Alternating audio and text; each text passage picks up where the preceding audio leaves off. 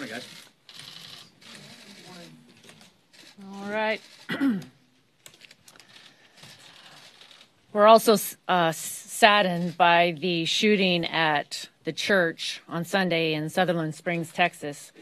My hope and prayer is for healing, and that each one of us will be a part of the healing that needs to take place in this country. And part of giving people hope is the hope that comes from an opportunity for a better life. And that's what each of us as representatives seek to do each day in Congress. For us, as Republicans, we're very excited about tax relief and what that means for everyone and giving them hope for an opportunity for a better life. This is must-pass legislation that is going to fundamentally help everyone in this country, the little guy who feels like they're being left behind, families who are seeking the opportunity to get ahead. An extra $1,182 for middle-income families could mean the difference between living paycheck to paycheck and having the financial security and peace of mind. And that's why we're pleased to have Texas Representative Jody Arrington with us today to share a little bit more about his perspective. I've also had the chance to travel a little bit over the last couple of weeks holding tax reform forums. And yesterday morning I was in Pennsylvania and reminded once again as to the hope that people have because of the potential of tax relief. A school teacher, Chris, he's a father of 5, who was there to say, you know what, I'm really excited about what this means for my family. Tom, who owns a local wire shop, and other small business owners talking about wanting to give their employees a higher wage, but because of the tax burden, the health care burden, it's so hard to do that. And just a couple of weeks ago, I heard from Kenya, a black entrepreneur who said, I quote, "I have big dreams and I choose America to be the place where I live, where I raise my family, and where these dreams would become a reality. But we need help to give back to America what America has given us." These are the faces of tax reform. These are the stories that we want, that we're telling. And I was reminded yesterday that the shortest distance between two people is their story. Also, we're working on important legislation this week to help our veterans, over a dozen bills. Saturday is Veterans Day, but really every day should be Veterans Day. And I'm reminded that both being married to Brian, who's a retiree from the Navy, but also proud to represent Fairchild Air Force Base, and really humbled to stand by those who have served our country. We are the home of the free because of the brave, and we thank them every day for their service.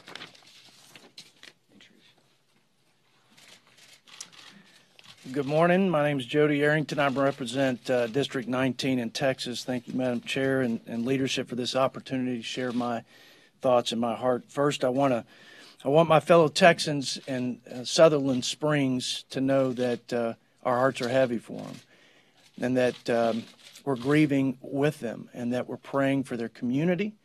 We're praying for First Baptist Church, and we're praying for all the families that were involved in this tragedy. I grew up in a small faith-based community in Texas, and I can tell you this: evil will not have the last word in Sutherland Springs, and darkness will not overcome their light. Now, as we lead up to Veterans Day, the best way we can honor our veterans is to deliver on our promises to these great heroes, and that's exactly what we've done in the House. We've passed 28 veterans-related bills out of the chamber. 8 bills have become law. We have improved access to health care by giving our veterans more choice in their health care decisions. We have enhanced educational opportunities through the new GI Bill, and we've increased accountability, transparency, and efficiency so the VA will not serve themselves but the customer, which is our veterans. I'm excited to be a part of this historic opportunity on tax reform. And tax reform in West Texas and in rural America is about giving our working class and middle class families a break and allowing them to keep more of their hard-earned money. It's about getting off the backs of our job creators, which are our small businesses, and let them create more and better jobs for their communities. It's about giving our farmers, our family farmers and ranchers, a reason to invest in new tractors and combines and cotton strippers so they can do what they've been doing since the beginning of this great country, and that's feeding and clothing the American people, and be more productive at that. And then at the end of the day, when they pass that family farm down to the next generation, we don't want their kids to have to sell the family farm or ranch just to pay the taxes. It's great to be with you guys, and God bless America.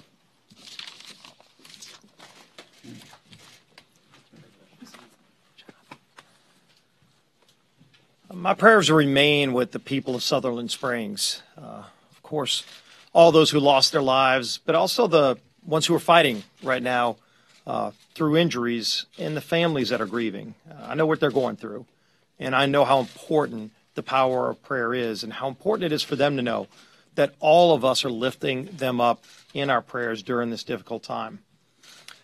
As we look towards Veterans Day, we're passing some really important legislation this week to stand up for our veterans. And Jody Arrington just talked about the importance of the legislation he's bringing forward, as well as other members, to make sure that we continue to stand up for our veterans and make sure that government is working for them in their time of need. Something else that's happening this week is tax reform. Chairman Brady and the Ways and Means Committee are busy at work right now, working to make sure that we provide tax cuts for families all across this country and create good jobs. The Tax Foundation just came out yesterday with a new study on our bill that shows that nearly 1 million jobs will be created by this bill, as well as, once it's implemented, working families will see on average $2,500 more money in their pockets. Look, the American people deserve tax relief. People who have been working hard in a struggling economy have been looking towards this kind of action by Congress to make sure that we're going to put more money in their paychecks. They're going to spend their money a lot better than government will, and it's important that they get to keep more of their hard-earned dollars. And under our bill, every income range will see a tax cut, and the jobs that will be created. And another important benefit, we are so tired of seeing jobs move overseas. We've seen companies move thousands and thousands of high-paying jobs to other countries just because we have the highest corporate tax rate in the world, in the industrialized world. There's no reason for that to happen. Under our bill, we finally get to bring those jobs back. And we're talking tens of thousands of really good high-paying jobs. This is the best way we can rebuild our middle class. So the Tax Cuts and Jobs bill is critically important to this economy, critically important to working families all across the country. And it's great that we're finally moving forward and taking action to provide tax relief for families across the country.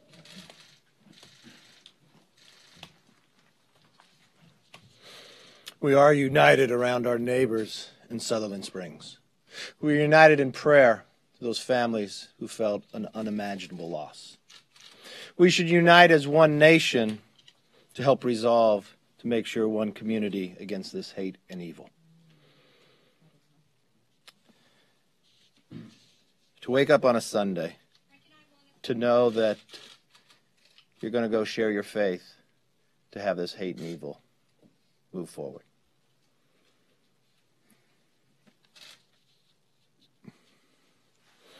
It is a place that, as Jody says, the light needs to be shown. That, as Steve talks, we continue to be there with the families as they come off this tragic loss. Inside the movement this week in the floor, a lot of it we're talking about tax reform. You hear the markups in the committees. The challenge to the American public is, what is the truth about this bill? You look at a tax policy center that has to come out today and say they have to have new analysis. I hope this time they read the bill before they put analysis out. Or if I read the tweets from my own senator from California, not did she just receive one Pinocchio, no, not even two, and not even three, but 4 Pinocchios, the most you can, in their portrayal of really what this bill does. So I think what's most important is we should state the facts.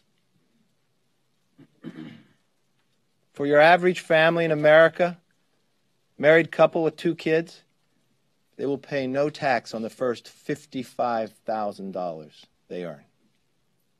They will save more than $1,182. That is a tax cut. But it's only in Washington that thinks almost $1,200 is not a lot of money to a family that's struggling. And it's not just this year they'll save the next year and the next year and the next. As we look going forward, how do we create more jobs? A lot of studies out there on what to make America competitive again. I was in the Oval Office last week. Sat and listened to a CEO that got to come to America, become a citizen, and he said he wanted to give back. He got together, they created a company with some of the best minds from others, from Bell Labs and others, and they created Broadcom. And they did well in America. But as the tax code kept creeping up, they found they could not be competitive in the rest of the world. So you know what their decision was? Was to leave America. Not because they wanted to, because the tax code pushed them out. So they went to Singapore. As I spoke with them in the last couple months, talking about our tax bill, they came to me and said, if this passes, we're going to come back. So they stood inside the Oval Office. They looked at the president. They said, based upon what you've done from the regulatory community and based upon what's going to happen with this tax bill, we're going to come back to America. Now, what does that mean? It's not a study. It's $12 billion in revenue back into America. And what do they do with that money? They spend $3 billion every year on R&D. They spend $6 billion every year on manufacturing. Those are the jobs we're talking about. That's the America that we dream of. We know of her greatness. We know of her ability to compete. We just need to give them the opportunity to make that happen. I don't believe this will be the only story. I believe this will be one of many stories. Ways and Means will finish up the markup this week, and we'll bring the bill to the floor after the markup is done. That's not the only thing that we're doing this week. We know a Veterans Day is coming. More than 15 bills, bipartisan, are going to pass this floor. I want to remind America of what we've worked on because it really says a lot about the moral and character of a country of how they treat their veterans. Earlier this year, no longer is a GI Bill only 15 years or you lose it. It's now you got a lifetime to use it. How we treat our veterans going forward, when you look at the number of bills moving this week, our Gold Star families still the access to come back. That's a bill by General Don Bacon. It says a lot about America and about our future, about what we're passing on the floor this week and the opportunity of what's to come. You know, I first want to express my deep sorrow for the people of Sutherland Springs. I think Jody said it extremely well. There should be no more safe place from the evils of the outside world than a place of worship. So we pray for these victims and their families, and yes, we do pray. I also want to commend the men who pursued the shooter. These men put themselves in harm's way to stop a killer. These people are heroes. They put their lives in the line for their neighbors, and we're gratified for what they did. Of course, as was mentioned this week, we celebrate Veterans Day. As you heard, just yesterday we passed a host of bills to improve access to care for those who served our country. I want to thank Jody Arrington. I want to thank the folks on the Veterans Affairs Committee for their work on this and for being here this morning. Now, last week was a big one in the House. Last week we released the Tax Cuts and Jobs Act, the plan to deliver more jobs, fairer taxes, and bigger paychecks to working people and families in America. You know what the number that's huge for this one? $1,182. The average tax cut for an average household with 2 kids is $1,182. You got to remember, half the countries live in paycheck to paycheck, and a whole bunch of other people in this country are one paycheck away from living paycheck to paycheck. $1,182 for that average family, that goes a long ways to bring them relief, to bring them peace of mind. That's how much the typical American household is going to save under this plan. That's a tax cut that makes a big difference in their lives. The Tax Cuts and Jobs Act is also about jobs. Factoring the bill's impact on growth in the economy, the Tax Foundation put out an estimate that says this plan will create nearly 1 million new full-time jobs. Nearly 1 million new full-time jobs and raise incomes by over $2,500 over a decade. That brings hope to people in this country. That brings bigger paychecks, more take-home pay, more jobs, faster economic growth. That's how we empower people and create opportunity. The Ways and Means Committee is marking this up as it goes. This has been a long time in making. I'm very excited about it, and I can't wait to get this done because we know that this is the kind of relief that people need. The Joint Tax Committee says it's a tax cut for everybody across the board, but most importantly, we know it levels a playing field for American job creators so they stay here. It levels the playing field for our businesses so they don't ship jobs overseas anymore. And it gives hardworking taxpayers in the middle the kind of relief that they need to get ahead, the peace of mind they need so they can plan. That's why we're excited about this moment. That's why we're excited the Ways and Means Committee is doing a great job of getting it through their committee this week. Questions? Erica. Mr. Speaker, do you agree with the administration's decision to end temporary protected status for Nicaraguans in this country? I'd have to get back on you. I haven't looked at it closely enough. Rachel. 2015, yeah. You promised a more open process, and my understanding is last night the Rules Committee broke the record for the most closed rules on the floor in a session, and also that you have not yet had a open rule yet on the floor. Do you feel like this is an open process, and if not, what would you say? Yeah, we're doing absolutely. We have an open process. We're going through the committee process. All these bills are written by the committee. But we also don't want to have amendments that are designed to try and stop this process. There are a lot of dilatory tactics that people on the other side of the aisle are trying to employ to basically stop Congress from advancing. And we're not going to entertain dilatory tactics, but we're going to give the members the kind of space they need to craft their legislation. But most importantly, these bills are being written in the committee. You had more bills passed the committee in the first term. That's right. More bills have passed through the committee in this Congress in the first 10 months of this administration than Clinton, Obama, and both Bushes. Soybean.